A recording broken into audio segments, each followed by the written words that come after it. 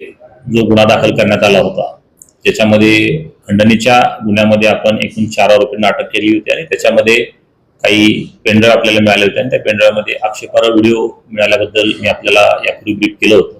तर त्याच्यामध्ये further development अशी आहे की त्याच्यातल्या त्या एकूण व्हिडिओचं जेव्हा आम्ही त्याच्यातून निष्कर्ष काढला तर त्याच्यामध्ये एकूण 121 असे व्हिडिओज आहेत ज्याच्यामध्ये वेगवेगळ्या महिलांचे पण त्याच्यात व्हिडिओज आहेत आणि त्यातल्या एका पीडित महिलेनं आमच्या समोर येऊन तक्रार दिल्यानं यातला जो मूळ आमच्या ब्लॅकमेलिंगच्या गुन्ह्यातला जो फिर्यादी होता त्याच्या विरुद्ध आम्ही एक बलात्काराचा तसेच अट्रॉसिटी कायद्याअंतर्गत गुन्हा दाखल केलेला आहे.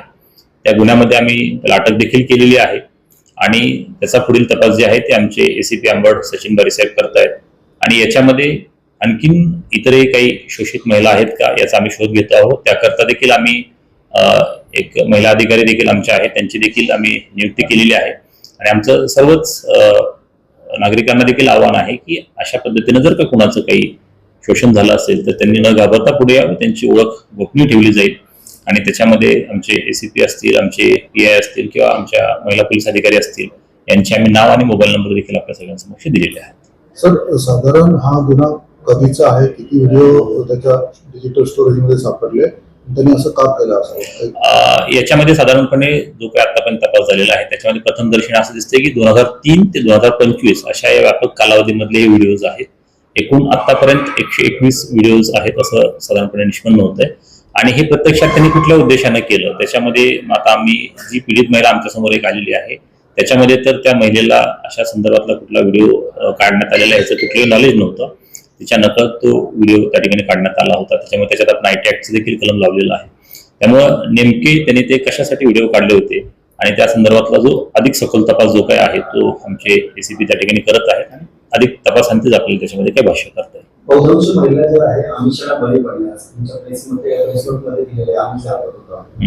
अजून काहीतरी त्याच्या संस्था पण चालवतो त्याबद्दल काही त्या संदर्भात आता अधिक आमचा तपास अजून सुरू आहे. पण जसं मी आपल्याला यापूर्वी सांगितलं आणि आमच्या प्रेस नोटमध्ये पण नमूद आहे की तो कन्सल्टन्सीचं पण काम करायचा आणि मग त्याच्यामध्ये त्या कन्सल्टन्सी सर्व्हिसेसच्या किंवा त्या माध्यमातून जर काही वेगळं कुठलं आमिष किंवा आणखीन काही गोष्टी जर त्या ठिकाणी झाल्या असतील तर त्यामध्ये तपासामध्ये आपल्याला महिलांना जे प्रमाणपत्र आहे पार्लर सेंटरचं काही नाव आहे शासकीय पार्लरचं देण्याचं काम तो करायचा नाही. आता ह्याच्याविषयी मी काही भाष्य करू शकत नाही कारण अजून तपासात तशी कुठली बाब समोर आलेली नाहीये परंतु सखोल तपासांतीच आपल्याला त्याच्यामध्ये सांगतो.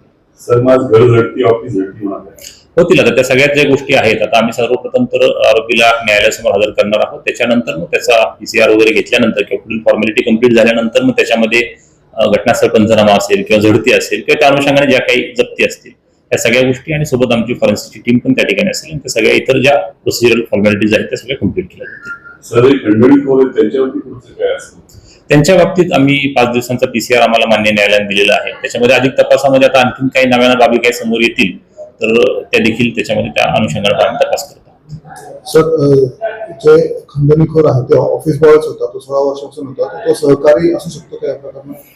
असं सकृतदर्शनी तर वाटत नाहीये कारण आपल्या तपासामध्ये आतापर्यंत जे काही निष्पन्न झालेलं आहे त्याच्यामध्ये